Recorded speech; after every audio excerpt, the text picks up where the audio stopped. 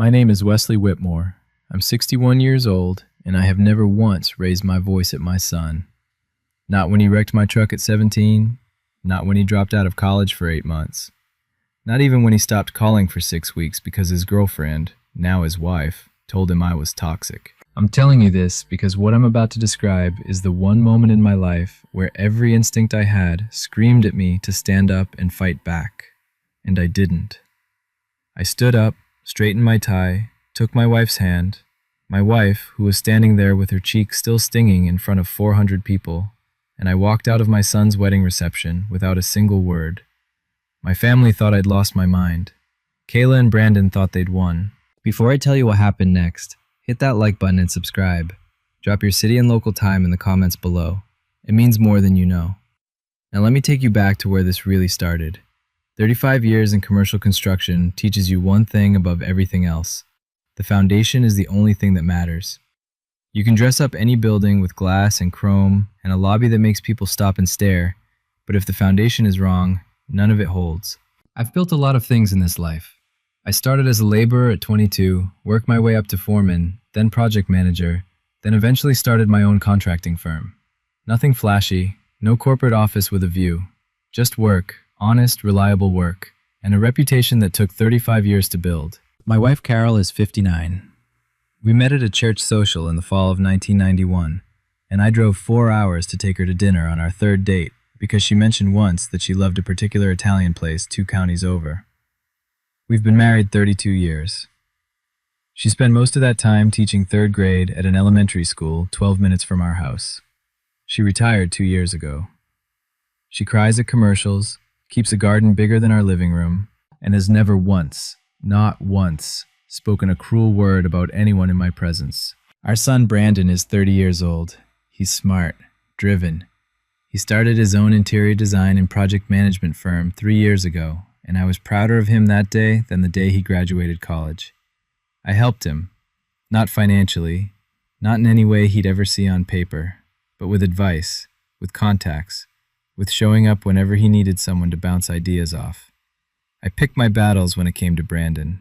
That was my policy, and it started the year he turned 22. He'd made a decision I knew was wrong, a business partner who wasn't who he said he was. I confronted it head on, hard, the way my father would have done. Brandon didn't speak to me for 3 months. When he came back, I swore to myself I'd learn to choose my moments.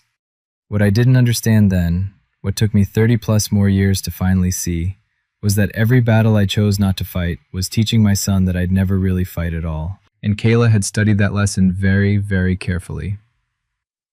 Brandon brought Kayla home for the first time on a Sunday evening in October, about 2.5 years before the wedding. She was 25, beautiful in the kind of way that made you understand immediately why my son had that particular look on his face, like he was holding something he wasn't sure he deserved. She walked in with her hand in his, smiled at me, and shook my hand firm, confident, direct. With Carol, it was different. Carol had made pot roast. She'd set the table with the good plates, and when Kayla walked into the kitchen, Carol opened her arms, like she always does, warm and immediate, and Kayla offered a cheek, stiff, a single pat on Carol's shoulder. Carol didn't say anything about it later. She never does. I noticed something else that night. Kayla looked at me the way you look at a door to figure out whether it has a lock on it. Quick, professional, assessing. She wasn't rude. She was never technically rude. But there was a calculation behind her eyes that I couldn't shake. My sister Diane had driven up that weekend. She cornered me in the kitchen after dessert, voice low. "Wesley, she's sizing you up. Diane, you've known her 4 hours." "I know. That's enough." She poured herself more coffee. "Don't let yourself get managed out of your own family." I told her she was being harsh. I told myself she was being protective, the way she always was with me, the way she'd been since we were kids. A few months later, Brandon mentioned casually, no particular reason, just conversation, that before that first dinner, Kayla had asked him what his parents owned, what they earned, what kind of accounts they kept. I filed it away. I didn't act on it. That was my second mistake. The first was telling Diane she was wrong. The next 2 years were what I can only describe as death by 1,000 courtesies. There's no single moment I could point to and say, there, that's where it started. It was always just slightly off, always just within the range of things you could explain away if you wanted to badly enough. Kayla forgot to mention Carol's birthday dinner until the afternoon of the day itself. Twice. When Carol told stories at the table, she had good ones, 30 years of 8-year-olds.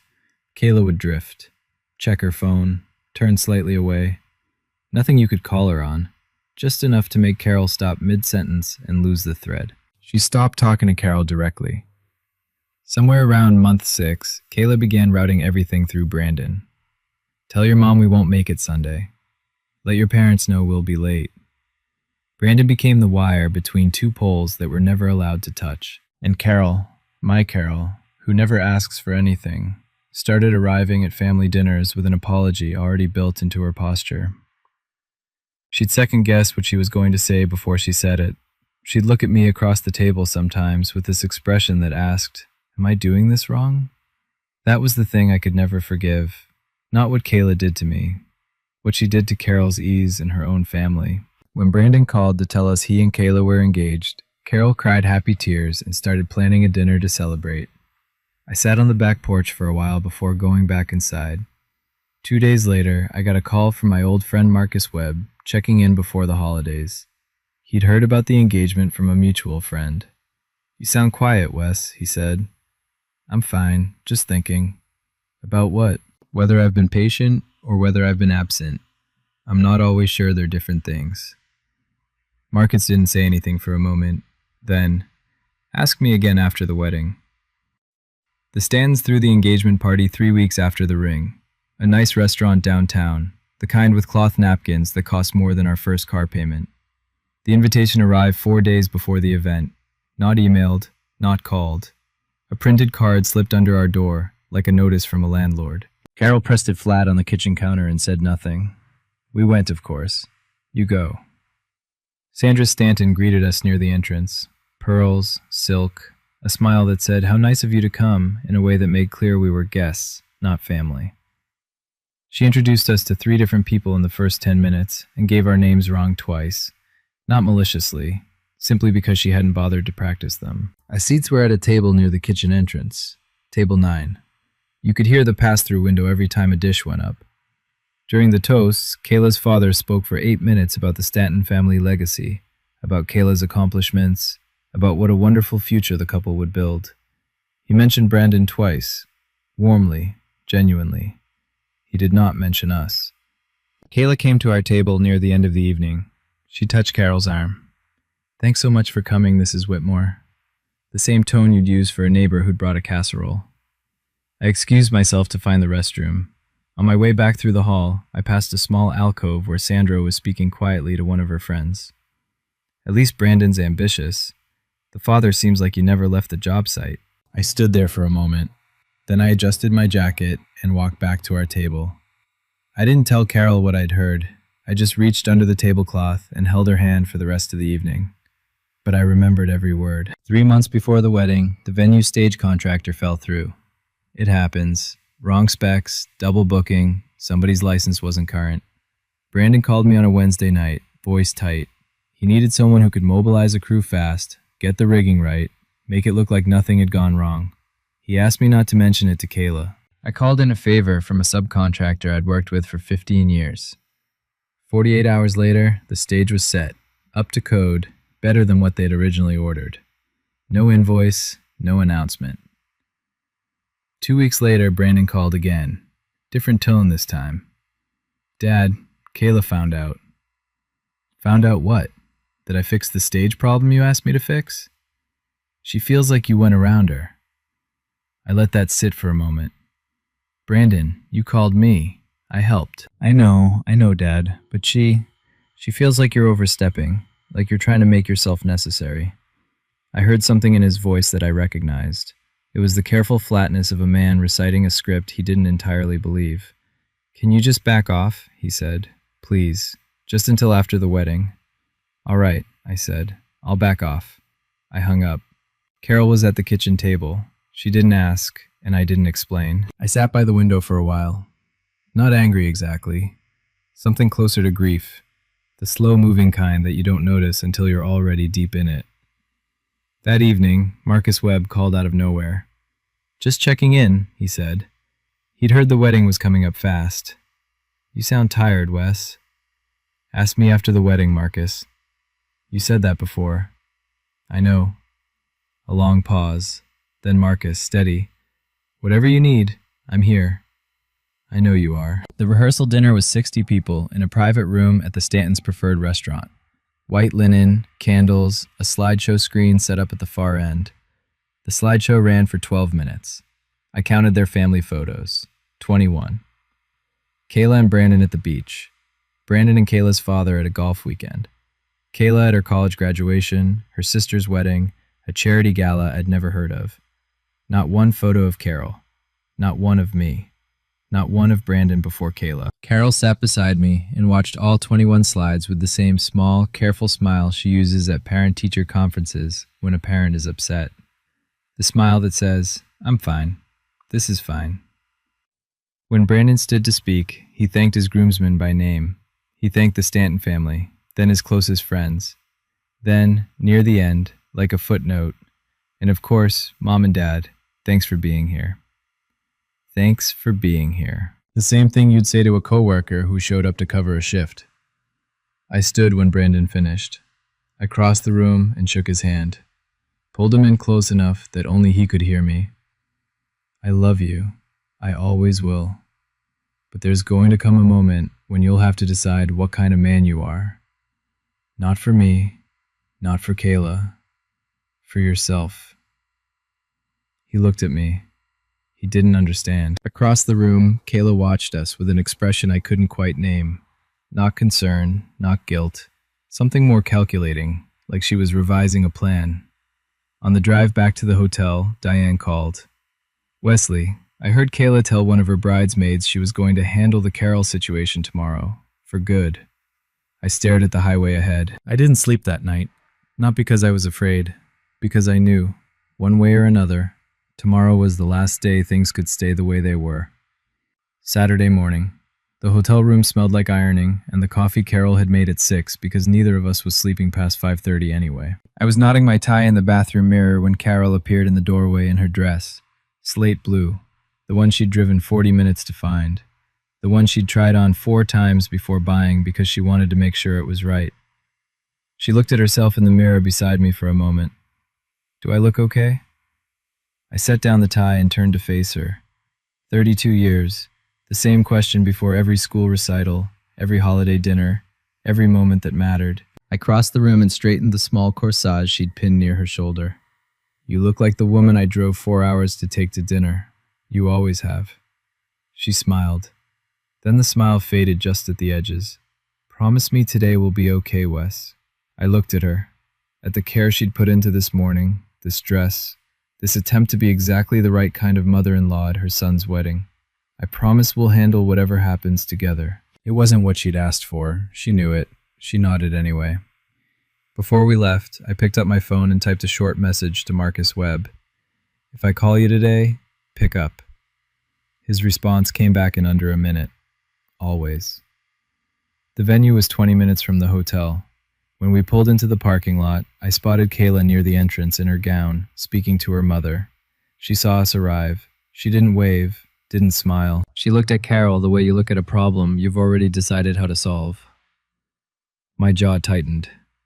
I got out, opened Carol's door, and offered her my arm. "Let's go," I said. 400 people fill a ballroom differently than you'd expect. It's not just the noise, it's the weight of all that witness. The chandeliers overhead were the size of small boats, throwing amber light across round tables draped in ivory linen, centerpieces that probably cost more than my first truck. Somewhere near the front, a string quartet played something I didn't recognize. Our table was number 7, near the rear door, the one that led to the catering corridor. I pulled out Carol's chair. Diane had already found her seat beside us, and she squeezed my arm without saying anything. I looked at the table layout card. Brandon and Kayla's sweetheart table was at the far end of the room, flanked by the Stantons on one side and a wall of coordinated floral arrangements on the other. Between us and them, 6 full tables, 400 people, and the kind of social geometry that makes a message without saying a word. The ceremony was short, traditional. Brandon looked handsome and nervous in the way grooms always do, that particular combination of joy and terror. He glanced back once during the processional, a single look toward our table. One look. Then he turned back to Kayla, and I understood that was probably all we were going to get. Afterward, at the cocktail hour, a man at our table leaned over and asked what I did. I told him, commercial contracting, 35 years. He nodded, the way people nod when they've heard what they expected and lost interest. Then he pivoted away to speak to the man beside him. Carol reached for my hand under the table. I let her take it. I sat there in my good suit, at table 7, next to the kitchen door, and I thought, this is what we've been reduced to in our own son's life. I was wrong about one thing, though. We hadn't been reduced. We'd been positioned. And Kayla wasn't finished. The reception opened with toasts and dinner, the usual choreography. Kayla moved through the room table by table, a bride's tour of her kingdom, touching shoulders, accepting compliments, managing the room the way someone does when they've thought about it in advance. She reached our table last. She didn't stop. She slowed, briefly, and looked past Carol toward Diane, gave a small wave at no one in particular, and kept moving. Sandra Stanton made up for it. She appeared at Carol's shoulder about 10 minutes later with a glass of champagne and the warmth of someone running for local office. Carol, darling, your dress is lovely. A beat. Very sensible. Sensible. Not beautiful, not elegant. Sensible. Like a pair of walking shoes. Like a choice made by someone who didn't know any better. Thank you, Carol said. She said it like she meant it. She said it like she always does. With no armor, no edge, just open, because that's who she is. I set down my fork. Diane leaned over to me and murmured, Wes, we can leave after dinner. There's no rule that says, we're his parents, I said. We stay. Across the room, Brandon was laughing at something one of his groomsmen had said. He looked genuinely happy, genuinely at ease. I watched him for a moment, trying to find the 22-year-old who used to call me from job sites just to say he'd learned something new that week. Then Kayla broke away from a cluster of guests near the head table. She walked toward us. Not the wide, social walk she'd used with everyone else. This was direct, deliberate. She pulled out the empty chair across from Carol and sat down. The look on her face was not a smile. It was an ending. Kayla folded her hands on the tablecloth. Her voice was low. Not quiet out of discretion, but the way a person speaks when they want to be heard clearly by the people immediately around them, without appearing to shout. Carol, I think we need to talk about some things. Carol set down her water glass. Of course, Kayla, whatever you need. What followed was a list, delivered evenly, without visible emotion, which somehow made it worse. Kayla said that Carol had overstepped when Wesley arranged the stage contractor. She said it as though Carol had been the one who called. She said Carol had been putting pressure on Brandon, creating emotional obligations he felt he couldn't refuse. She said Carol had been telling people at the rehearsal dinner things about Kayla that weren't flattering. Carol's face went very still. Kayla, I'm not finished. The table beside us had gone quiet. I just want us to be clear, Kayla continued, about what our relationship looks like going forward. Brandon and I need space to build our lives, and that means boundaries. Carol nodded slowly. I understand. I'm sorry if I've ever... She was apologizing. Again. Apologizing for something she hadn't done, in the way she'd been trained by 100 small moments to do automatically. I put my hand on the table. Calm. Deliberate. Kayla, that's not what happened with the contractor. Brandon asked me... She turned to me, sharp. I'm speaking to Carol. The table next to us had definitely stopped talking.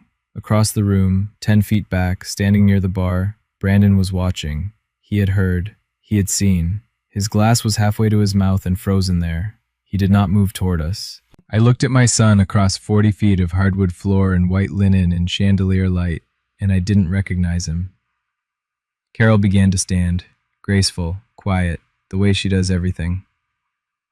Kayla, maybe this is better saved for another time. Today is your... No. Kayla rose with her. Her voice had climbed one register, not screaming, but audible now to 2 tables, maybe 3. We talk about this now. I'm tired of this being pushed off. She turned toward the room slightly, as though drawing it in as witness. I know you've been talking to people here, saying things about me. I know. Carol's voice was very quiet. That isn't true. Don't tell me what's true. Kayla stepped forward. 1 step. Just 1. You've been trying to undermine me in my own marriage since the day Brandon brought me home, and I am done pretending. She slapped Carol across the face. Not a glancing blow. Not a shock of contact and nerves. A real, deliberate slap. The kind that turns a head. That leaves a sound hanging in the air like a bell that won't stop ringing. The string quartet stopped. The room went from 400 people talking to 400 people holding their breath in approximately 1 second. Then Kayla straightened. She looked at Carol, at the red mark rising on my wife's cheek, and her voice carried clean and clear across that suddenly silent ballroom. "Get out of here, old woman. Nobody wants you here. This is our day." Brandon was still standing at the bar. He set his glass down on the counter, slowly. He looked at his mother, at the mark on her face, at Kayla standing there like a verdict had been delivered, and he said nothing, not one word. Diane was already on her feet beside me. I put my hand on her shoulder. "Diane," I said, quietly, "sit down." I stood up. The room was still holding its breath. 400 people trying to decide whether to look or look away, and most of them choosing wrong. I walked around to Carol's side of the table. I took the white cloth napkin from beside her plate and held it gently against the side of her face. Not because she needed it, not because there was anything to wipe away, but because she had just been struck in front of 400 strangers, and she deserved at least one moment of being tended to. She let me. I set the napkin down. I helped her to her feet. I straightened the corsage near her shoulder the same way I'd done in the hotel room that morning. Then I buttoned the middle button of my jacket, turned slightly, and looked at the room. Not at Kayla, not at Sandra. I looked at the room itself, the tables, the faces, the people who had just watched my wife get hit and would have to decide for the rest of their lives what they thought about that moment. I found Brandon across the floor. He was looking at his shoes. I looked at him for a long moment, long enough that eventually he looked up. "We'll talk later, son." 4 words, no anger in them, no trembling, just the particular weight of something being decided. I offered Carol my arm. She took it. We walked out. Near the back of the room, past table 3, an older man in a dark suit caught my eye as we passed. He gave me a single, slow nod, the kind that means I saw it, all of it. I nodded back. Outside, the night air was cool, and the parking lot was quiet, and my wife was shaking very slightly against my arm, and I held on to her and did not say a single word until she was ready. Diane found us by the car 10 minutes later. She didn't ask any questions. She just stood there in the October night, in her good heels on the asphalt, and kept Carol company while I sat on the hood of the car and looked at the sky. Carol was the first one to speak. "Why didn't he?" She stopped, started again. "Brandon, why didn't he say anything?" Nobody answered her. There was no answer that would help. I got up and opened the passenger door. "Let's get you inside." In the car, Diane sat in the back. None of us said much. The hotel was 20 minutes away, and I drove the whole stretch without the radio. Halfway there, Carol reached over and put her hand on mine. "I don't want to lose him, Wes." "I know. Promise me we won't lose him." I kept my eyes on the road. We're not going to lose Brandon, but we're going to have to decide what we're willing to accept in order to keep him. And I'll tell you right now, it's not this. It can't be this. She was quiet for a moment. Then she nodded, once, and turned to look out her window. At the hotel, after Diane had gone to her own room and Carol had gotten into bed, I sat in the chair by the window with my phone. The city outside was ordinary and indifferent, which felt right. I opened Marcus's name and called. He picked up on the second ring. "Marcus, do you remember the conversation we had last year about the Meridian project?" A pause. "I'm in the parking lot behind the venue, Wes." His voice was careful. "I saw everything. You want to tell me what you need?" "There are things your children don't know about you, not because you hide them, just because they never asked." Marcus Webb and I met freshman year of college, 1982. He studied civil engineering. I studied construction management. We played poker on Thursday nights, split gas on road trips, and called each other after every significant thing that happened in the next 4 decades. His divorce, my father's death, Carol's cancer scare in 2009 that turned out to be nothing. He was at every milestone, always exactly as reliable as a good foundation wall. He'd spent the last 15 years building a regional real estate development company that had grown considerably past what either of us would have predicted in 1982. His firm was currently leading the Meridian project, a mixed-use commercial complex, 200,000 square feet, the largest development in the county in 20 years. They were in the final stages of selecting specialty subcontractors. 3 months ago, Brandon had submitted a proposal for interior design and project coordination for Meridian. He'd called me excited about it, his biggest pitch yet. He didn't know Marcus was on the selection committee. He'd never thought to ask what Marcus did. I hadn't told him. Not to keep a secret, there was just never a reason yet. In the parking lot that night, Marcus and I talked for 30 minutes. He told me the committee had been impressed with Brandon's technical work, but the final stage involved character and network vetting. The committee wanted to know who they were working with, beyond the portfolio. "What do you want me to do, Wes?" Marcus asked. I thought about Carol's cheek, about Brandon at the bar, glass halfway to his lips, frozen, saying nothing. "I don't want you to hurt him," I said. "I just need you to stop covering for him the way I have. Let whatever's going to happen, happen." Marcus was quiet for a moment. Understood. That was all. Brandon called at 11:17 that night. The phone buzzed on the nightstand and Carol stirred. I picked it up and took it to the bathroom, closed the door, sat on the edge of the tub. "Dad."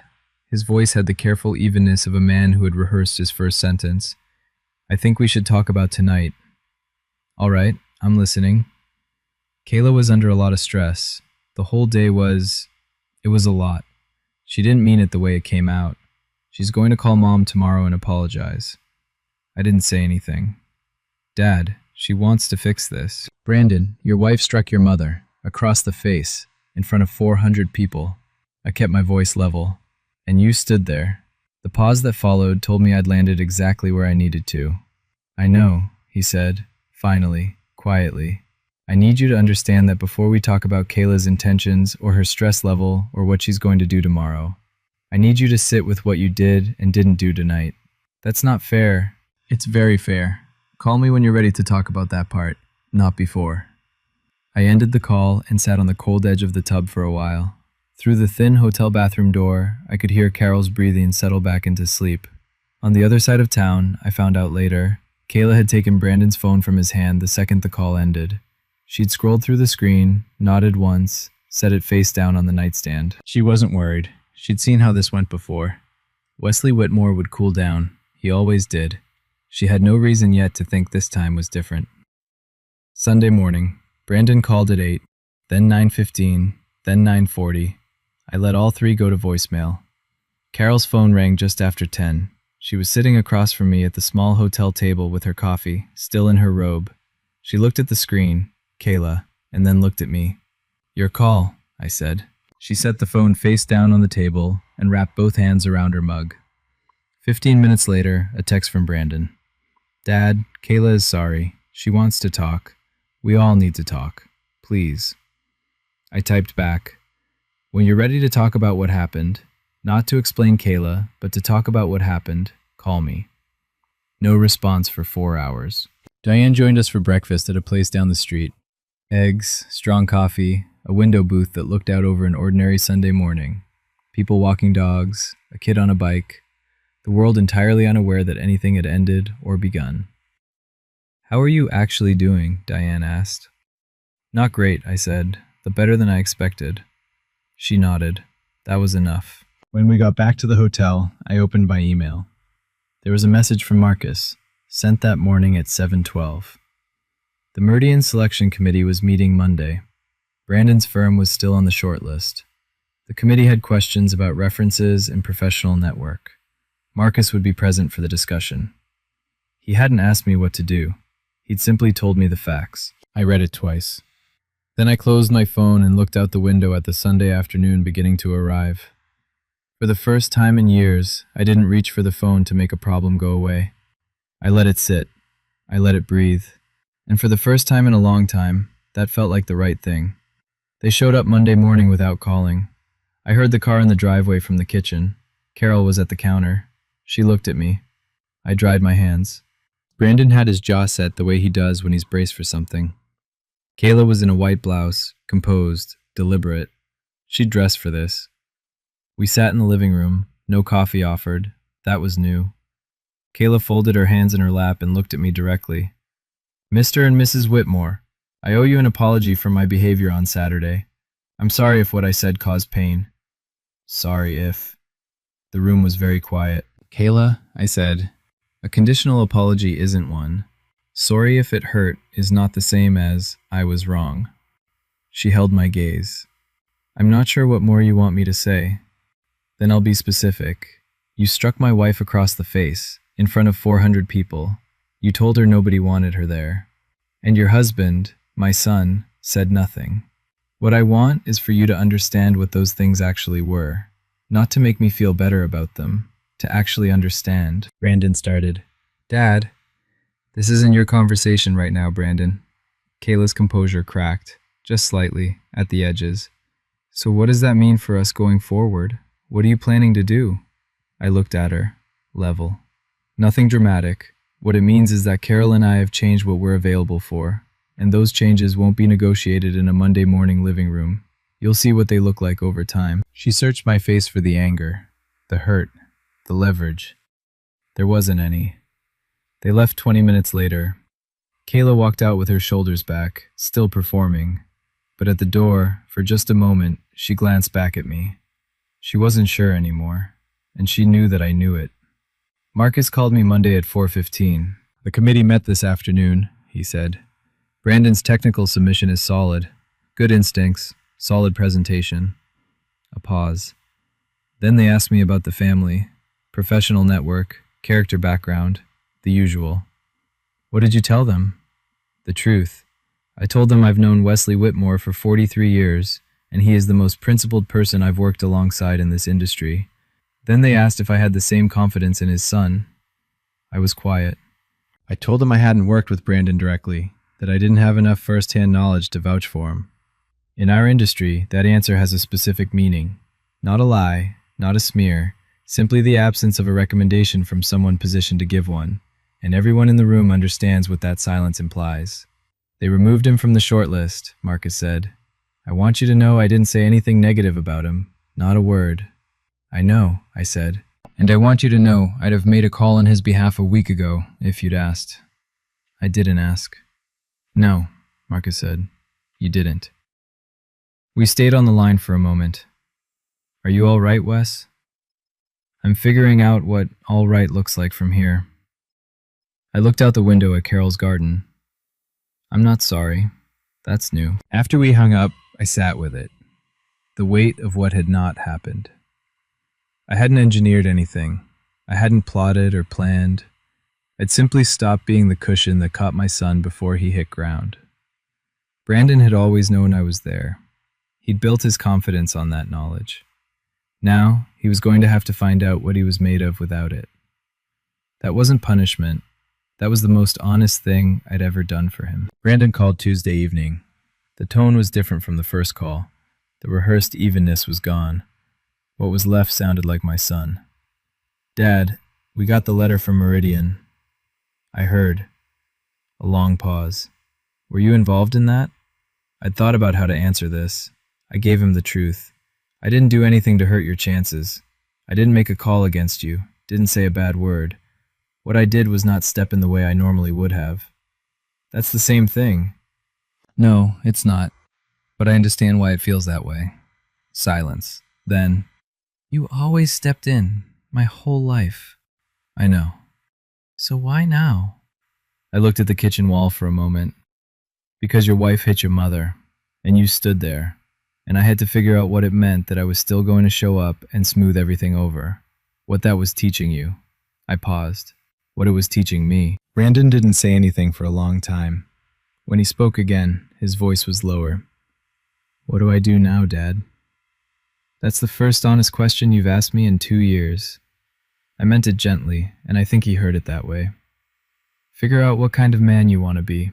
Not for me, not for Kayla, for yourself. What you stand for and what you won't stand for. That answer has to be yours. And if I figure that out, are we okay? We're always going to love you. That doesn't change. But okay is a process. It's not a light switch. He was quiet again. All right, he finally said.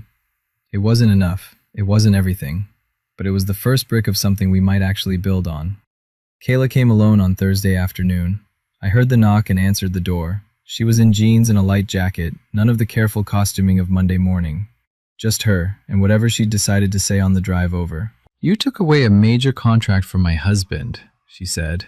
No preamble. "Because of what happened at the wedding. That's retaliation. Come in if you want to talk." "I'll say it here." She squared her shoulders. "You used your connections to punish Brandon because of me. That's what happened." "Kayla," I kept my voice even. "I didn't make a single call against your husband. I didn't contact anyone to work against him. What I stopped doing was going to bat for him the way I always have, which is a very different thing, and if you think about it clearly, you'll see that. You let him fail. I let him stand on his own. That's what parents are supposed to do eventually. You're punishing him for what I did. I'm done protecting him from consequences he's earned by the choices he's made, including the choice to stand at a bar and say nothing while his wife struck his mother." She stared at me, looking for the anger, for the moral uncertainty, for the opening she could use. "If you don't support us," she said, "you'll lose him." I looked at her for a long moment. She needed me to flinch. I didn't. "Kayla, I lost something I thought I had when I watched my son make his choice on Saturday night. Whatever comes next is built from here. That's up to Brandon and you, not me." I took a step back. "You don't get to tell me what my relationship with my son costs. That's not how this works." I closed the door, quietly, without drama, without a word more than was needed. The week that followed was ordinary in the way that things are ordinary after something irreversible. The coffee still brews, the mail still arrives, the garden still needs watering. But ordinary differently now, with new contours. Sandra Stanton called on Wednesday. I was outside. Carol took it. Sandra's message, delivered in the smooth vocabulary of someone who has mediated country club disputes, was essentially, enough time had passed, feelings had been expressed, and wouldn't it be better for everyone, most importantly for Brandon, if the adults could move past this and find a path forward together? Carol listened. Then she said, "Sandra, I don't need Wesley to forgive anyone right now. What I need is for my daughter-in-law to understand, not perform understanding, actually understand what she did. And I need my son to become the man I raised him to be. Neither of those things happen because we decide to be polite about it." There was a pause on the line. Then Sandra thanked her and said goodbye. Carol set the phone on the kitchen counter and stood very still for a moment. Then she turned around, and for the first time in as long as I could remember, she looked completely at ease. Diane called that evening. Apparently, several of Brandon's friends who'd been at the wedding had been reaching out, quietly. Not organizing anything, not staging any kind of public response. Just people who had witnessed something and couldn't unknow it. 3 of them texted me separately, Diane said. "Wes, they all saw it. They're not going to forget it." I hadn't spoken to anyone. I hadn't needed to. 400 people carry 400 memories. And then, 2 days later, I got an email from Brandon. Subject line, "Can we meet? Just us." We met at Riverside Park on a Thursday morning. Brandon was already there when I arrived, sitting on a bench near the water with his hands loosely clasped, watching the current. He looked tired. Not the tired of one bad night, the tired of carrying something heavy for a long time and finally putting it down far enough away that he could see it clearly. I sat beside him. We didn't speak for a minute. "I knew," he said, "before the wedding. I knew Kayla had been building something against Mom. I saw it happening. I kept thinking it would level off." He looked at his hands. "I wanted it to level off, so I let myself believe it would." "That's not the same as not knowing." "No," he said, "it's not." The water moved past us. Somewhere behind us, a dog was barking at a jogger. "Can you forgive me?" he asked. I thought about it, actually thought about it, rather than reaching for the answer a father is supposed to give. "I love you." That doesn't have an off switch. But forgiveness is something you earn through action over time, not through asking for it. I looked at him. "I need to see who you are from here, not hear about it." He nodded, slowly. "Kayla and I are going to start seeing a therapist," he said. "I don't know where it goes, but I know I can't keep doing what I've been doing." "Good." I meant it. I stood up. He stood with me. We didn't hug. Neither of us was ready for that yet, and we both knew it. But I held his gaze for a moment. and what passed between us was more honest than anything we'd managed in the last 2 years. I walked back to my car alone. I sat in the driver's seat for a long time, and then, for the second time that week, I let myself cry. 10 days after the wedding, a cream-colored envelope arrived for Carol, Kayla's handwriting on the front. Carol opened it at the kitchen table while I sat across from her with my coffee.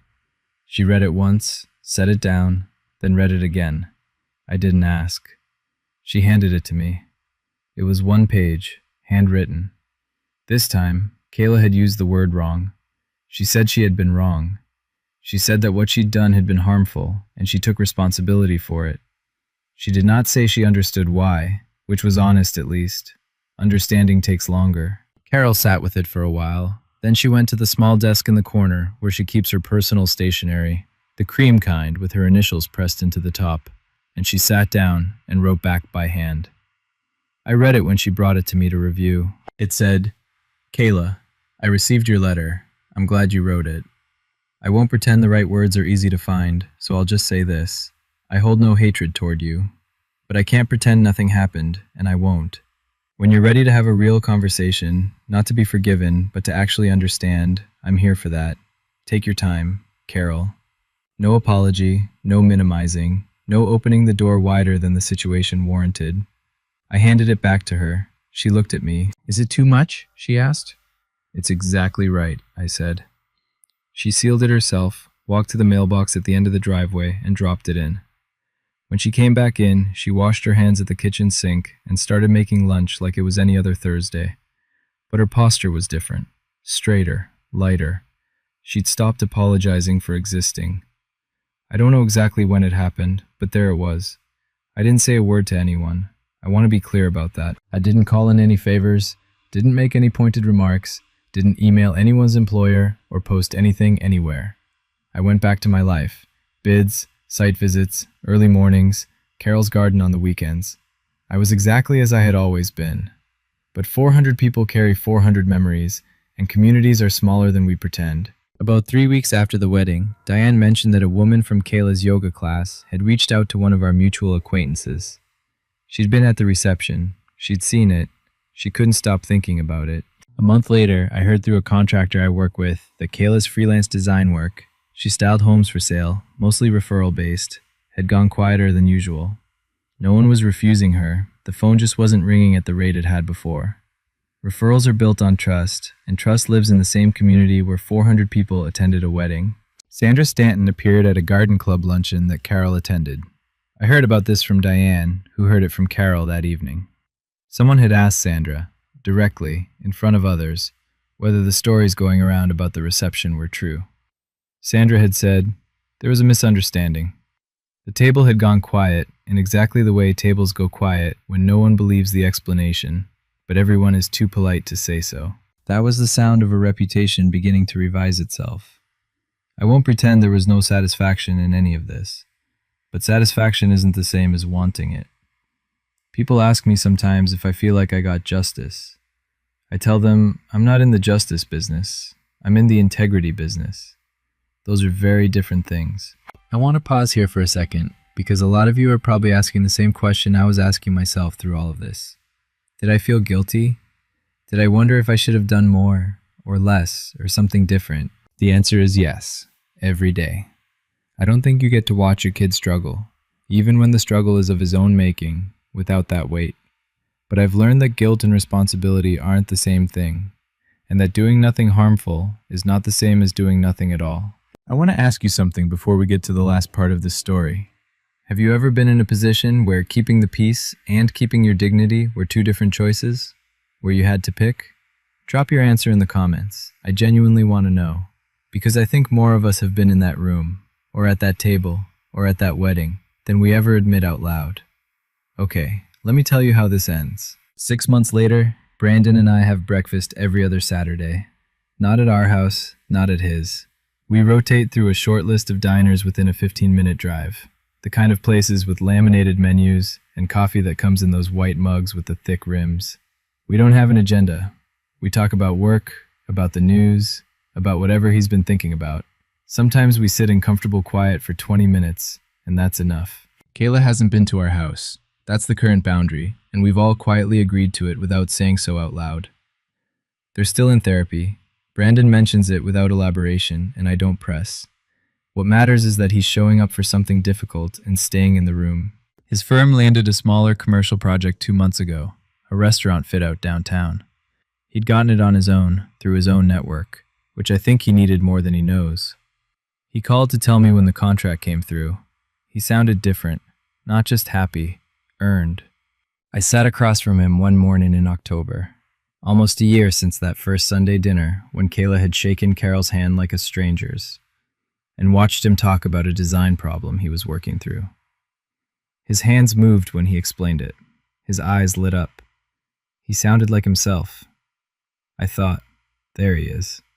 That's my son. Not fixed, not finished, not the version of himself that stands at a bar and says nothing while the world shifts under his feet, but working, growing, finding his footing on ground that now has to hold him on its own terms. That's not nothing. In fact, at 61 years old, I've come to understand it might be everything. People ask me sometimes why I didn't say anything in that ballroom. They mean it as a criticism, usually. Why didn't you stand up? Why didn't you defend her? Why didn't you say something to Kayla right there, in front of everyone, the way she deserved? Here's what I've come to understand about that moment. Anything I said would have become the story. Not the slap, not the 400 witnesses, not the mark on my wife's cheek or my son's silence. Me, my anger, my words, whatever I might have said in the white heat of that second. That would have been the image people carried out. I'd have handed Kayla exactly what she needed, proof that the Whitmores were the problem. So I straightened my tie, I tended to my wife, and I walked out carrying my dignity intact, which is the one thing no one could take from me unless I gave it to them. But I want to be honest about something else. The silence I chose that night was not the silence I'd been choosing for 2 years. Those are different. 2 years of overlooking, of not pushing back, of letting things slide in the name of keeping peace. That silence cost us. It cost Carol, it cost Brandon, who'd learned to read my patience as permission. The silence in the ballroom was a choice made with everything I had. The silence before it was something closer to a failure of nerve, dressed up as patience. The lesson I keep coming back to is this. You can absorb a great deal for the people you love, but there's a point where absorbing becomes something else entirely. It stops being love and starts being erasure. You are allowed to be there, fully, unashamedly there. Don't let anyone, not a daughter-in-law, not a social moment, not even your own habits, edit you out of your own family. Late August. The garden is at its best right now. The dahlias Carol started from tubers in April are finally doing what she said they would, which is take over every square foot she gave them and then quietly negotiate for more. I brought my coffee outside and sat in the chair by the patio edge on a Saturday morning, the way I do now whenever the weather allows. Carol was already out there in her wide-brimmed hat, moving through the beds with her clippers and her canvas bag, humming something I couldn't quite place. She didn't know I was watching. Or maybe she did. After 32 years, the line between knowing and not knowing a person gets very thin. She's different than she was a year ago. Not harder, not guarded or closed in, just less apologetic, less braced for impact. The woman who spent 24 months second-guessing everything she said at family dinners has been replaced, slowly and quietly, by the woman who wrote a letter on cream stationery and mailed it without asking anyone's permission. She looked up after a while, walked over and sat on the arm of my chair, which is too small for that, but she does it anyway. "You think Brandon is going to be all right?" she asked. I thought about the diner 2 weeks ago, his hands moving when he talked, the contract he'd earned. "I think he's figuring it out," I said, "and I think that's what has to happen." She considered that. "Good enough for now?" "Good enough for now." She patted my knee and went back to her dahlias. I sat with my coffee and the morning and the very ordinary, very hard-won piece of a life that had been tested and was still standing. It doesn't look like what I imagined. It's better, actually. Last week we were at the diner on Clement Street, the one with the photos of the town on the walls from 1952, back when the whole county looked like a different century. Brandon had been quieter than usual through most of breakfast. Not the careful quiet of managing something, just thinking. Working something out at his own pace, the way he does when something matters. He set down his fork after a while. "Dad, That day at the reception, when you got up and walked out, when you took Mom's hand and just left. He looked at me. I've replayed that probably 200 times. I waited. I thought I knew what kind of man I was. I had this whole idea of myself. He looked at the table. And then I watched you walk out of that room without saying a word, without making a scene, and I realized I had no idea what it actually took to be that. I thought being a man meant not backing down. Turns out, it means knowing when walking out is the harder thing. I didn't say anything for a moment. Kayla and I are still in therapy, he said. I don't know what the future looks like, but I know I'm not going to be the person who stands at a bar anymore. I know, I said. He looked up. You know? I can see it. These mornings, I can see you working at it. He nodded. We paid the check and walked out into the late summer morning.